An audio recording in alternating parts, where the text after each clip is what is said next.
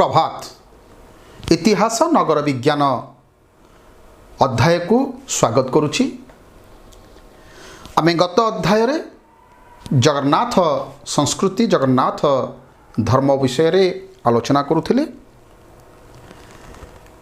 वर्तमान बा आजिर विषय वस्तु आजिर प्रसंग भाषा और साहित्य। भाषा और साहित्य उपरे आमे आलोचना करिबा। भारतीय उपमहादेश रे प्रथमे विकास लाभ करिथिबा भाषा मानक मध्यरे ओडिया भाषा अन्यतम।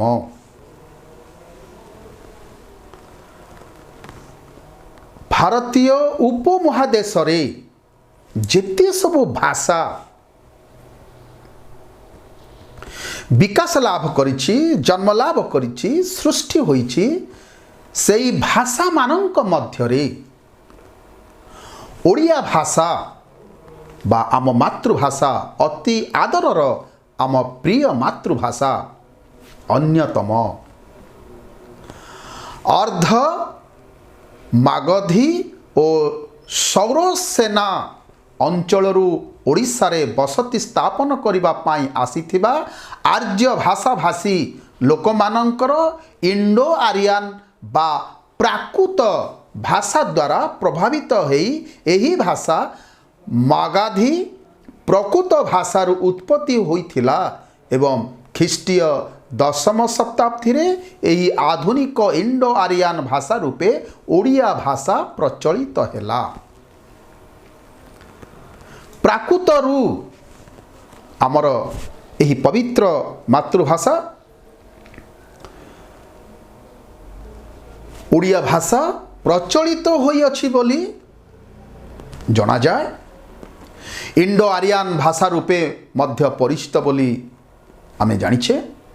तबे ख्रीष्टपूर्व प्रथम शताब्दीर भुवनेश्वर उदयगिरी रे पाली प्राकृत भाषा रे लिखित हाथी गुंफा शिलालेख को ओडिशार प्रथम स्वदेशी साहित्य भावे ग्रहण करा जाई पारे। आमर उदयगिरी खंडगिरी भुवनेश्वर अति निकटरे बा भुवनेश्वर अति पाखरे जो दुईटी पहाड़ अच्छी सेई पहाड़ रे प्राकृत भाषा रे लिखित हाथी गुंफा शिलालेख को आम ओडिशार प्रथम साहित्य भावे आमे ग्रहण करिछे एवं ओडिया भाषा सहित अनेक परिमाण रे यह सामंजस्य रहिथिबार जना जाए। से हाथी गुंफारे जो शिला लिपि अछि आम ओडिया भाषा सहित ओडिया अक्षर सहित तार अनेक सामंजस्य रही अछि। भुवनेश्वर उदयगिरी थिबा हाथी गुंफा एक विराटकाय प्राकृतिक गुंफा। एई प्राकृतिक गुंफा सम्मुखर देखिले ता जो गुंफा अच्छी हाथी गुंफा तार सामनारे ठिया होई देखिले यह एक हाथी भली देखा जाउथिबारो एहाकू हाथी गुंफा कहा जाए। हाथी गुंफार यथार्थता हैला एही गुंफार सम्मुख भावरे बा आगरे जदि आमे ठिया हवा एक विराटकाय हाथी भली एही गुंफाटी दृश्यमान हुए। तेणु यही गुंफा को हाथी गुंफा बोली कहा जाए। यही गुंफार शिलालेख समग्र भारत रे सम्राट खालवेरंकर राजत्व समय रे एकमात्र तथ्य प्रदानर उत्स थिला। भारतर ऐतिहासिक माने यही शिलालेखरू अनेक घटना मान वर्णना करिसंती। यही शिलालेखरू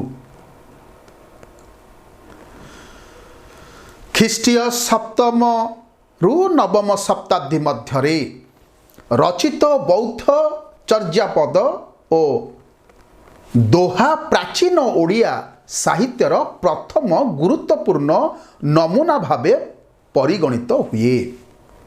लक्ष्य कर ख्रीष्टीय सप्तम रु नवम शताब्दी मध्यरे रचना करा जाइथिबा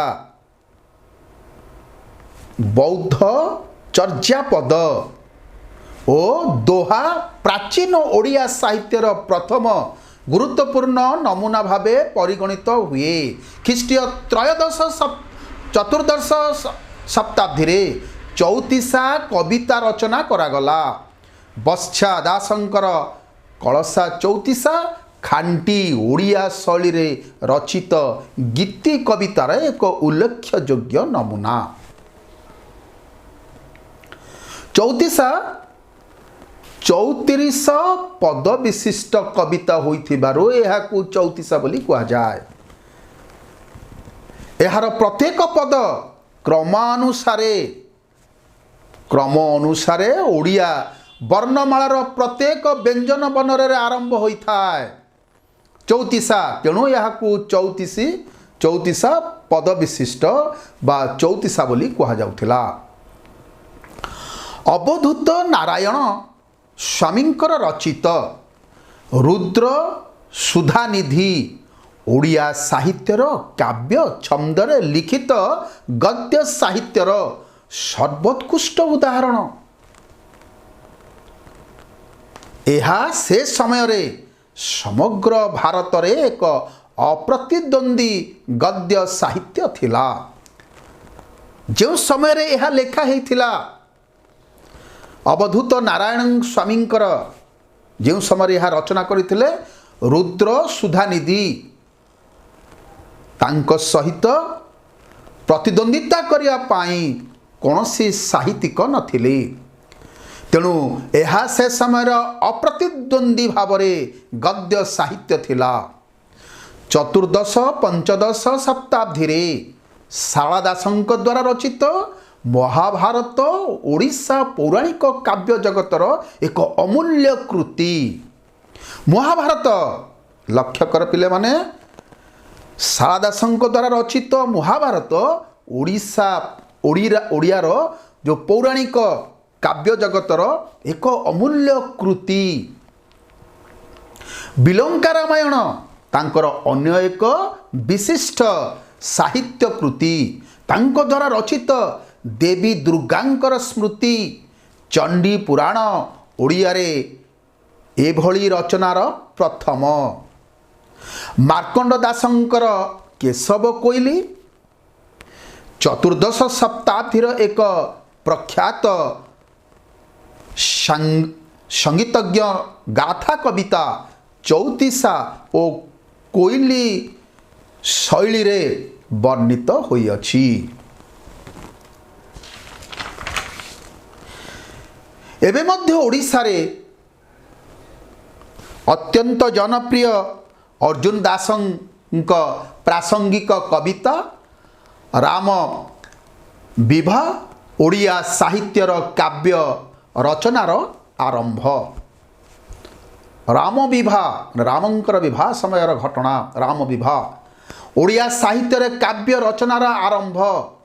2 शताब्दी परे ओडिशा रे बहु संख्यार काव्य रचित हैला एवं ओडिया साहित्य रे बहु संख्यार काव्य रचना हेबा परे काव्य युगर सृष्टि हैला बोली धरा जाए। मध्ययुगर 16 शताब्दी आरंभ रे पंचसखा भावरे परिचित 5 जन विशिष्ट कवि अद्यावधि आदृत होइथिबा बहु संख्यारे धर्म साहित्य मान छाड़ी जाइछंती। एही कवि माने हेले बलराम दास, जगन्नाथ दास,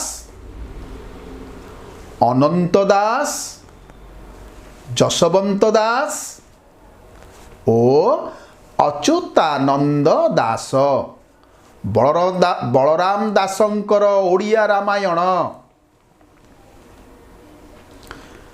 तेबे मध्ययुगर जो 16 शताब्दी आरंभ पंचसखा नाम आउ थे मु कहूची मन रख पिले माने बलराम दास, जगन्नाथ दास, अनंत दास, जशवंत दास ओ अच्युतानंद दास। बलराम दासंकर ओडिया रामायण और जगन्नाथ दासंकर ओडिया भागवत ओडिशा रे सर्वाधिक आदृत और सम्मानित। सप्तदश शताब्दीर प्रथम भागरे काव्य युग आरंभ हैला एवं पारंपरिक धर्मीय और भक्तिमूलक रचना स्थान रे अलंकारिक कविता रचित हैला। एही अलंकारिक कविता उपरे ओडिशार प्रख्यात संस्कृत कवि जयदेवंकर गीत गोविंदर अनेक प्रभाव पड़िथिला। गीत गोविंद से समय प्रभाव पकईथिला ओडिशावासी उपरे ओडिया काव्य कविता उपरे। एही समय तीन जण उल्लेखनीय काव्यंकर प्रतिभा हैला दीनकृष्ण दास, उपेन्द्र भंज और अभिमन्यु सामंत सिहार। काव्य जुगरे सर्वाधिक जनप्रियता लाभ करिथिबा दीनकृष्ण दासंकर कृति थिला रसकोल्लल। एही समय कविता शैली को शीर्ष रे पहुंचाई थिले। उपेन्द्र भंज तांकर सर्वोत्कृष्ट कृति हेउची लावण्यवती, वैदेही विलास, कोटि ब्रह्मांड सुंदरी। ओडिया वैष्णव कविता को आलंकारिकता प्रदान करिथिबा कवि अभिमन्यु सामंत सिहारंकर सर्वोत्तम रचना हेउची विदग्ध चिंतामणि। एही तीन कविंकर काव्यक परंपरा अवलोकन रे भक्तचरण दासंकर लिखित मनोबद चौतीसा और मथुरा मंगल एवं बलदेव रथंकर किशोर चंद्र चंपू प्रसिद्धि लाभ करिछि। मध्ययुगर शेष भाग रे रचित भीम भोईंकर स्मृति चिंतामणि पुस्तकर भजन गुड़िक आज पर्यंत ओडिशा रे आदृत एवं अरक्षित दासंकर महिमंडल गीता एक जनप्रिय ग्रंथ। मध्ययुगीय ओडिया साहित्यर अन्य एक विशिष्ट कृति होउची वज्रनाथ बड़जेनांकर समर तरंग। तांकर एक विशिष्ट कृति समर तरंग वज्रनाथ बड़जेनांकर। यह शौर्य और वीरत्वर कविता भावे भारतीय साहित्य रे एक स्वतंत्र स्थान अधिकार करिछि। आधुनिक ओडिया साहित्यर अग्रणी थिले तीरथी फकीरमोहन सेनापति, राधानाथ राय और मधुसूदन राय। एही तीन जण यथाक्रमे साधारण मनुष्य प्रकृत ईश्वर को सेमाने साहित्यर विषय वस्तु रे प्राधान्य देइथिले। फकीरमोहन प्रमुख कृति हेउची 6 मण 8 गुंठ, मामू और प्रायश्चित और लक्ष्मा। प्रकृतिर सौंदर्य को साधारण लोकंकर चक्षु सामना को आनिबारे ओडिया साहित्यर प्रथम कवि राधानाथ रायंकर सर्वश्रेष्ठ कीर्ति होउची चिलिका काव्य। मधुसूदन राय शेक्सपियर और मिल्टनकर शैलीर अनुकरण रे सनेट लिखिथिले। तांको द्वारा रचित बसंत गाथा एक सनेट और कुसुमांजलि भक्ति गीतर एक समारोह। यही तीन जनकर व्यतीत ओडिया साहित्य को समृद्ध करथिबा अन्य जने यशस्वी कवि हेले सनेट और गीति कविता माध्यम रे प्राकृतिक दृश्य मनुष्यर भावावेग को वर्णना करथिबा गंगाधर मेहर तांकर सर्वोत्कृष्ट कृति प्रणय बल्लरी, तपस्विनी और कीचकबद्ध। सेहीपरि अन्य जने साहित्य स्रष्टा नंदकिशोर बल ग्राम्य जीवन भित्तिक पल्ली चित्र और निर्झरणी कविता और कनकलता उपन्यास एवं पिलांकर कविता नाना बाया गीत आदि रचना करी ओडिया साहित्यर नूतनता आनिछंती। तेबे एई महामानव मानंकर नाम जहाँ आमे आज आलोचना को नेले सही मानंकर अतीतर एही लेखनी माध्यम रे ओडिया साहित्य को समृद्ध करिसंती। तांको पाखरे आमे चिर कृतज्ञ। तेबे आज तो समय हो जाइछि। पिले माने तुम मानक ठारू विदाय नवा पूर्वरु तुम समस्तिंकु धन्यवाद।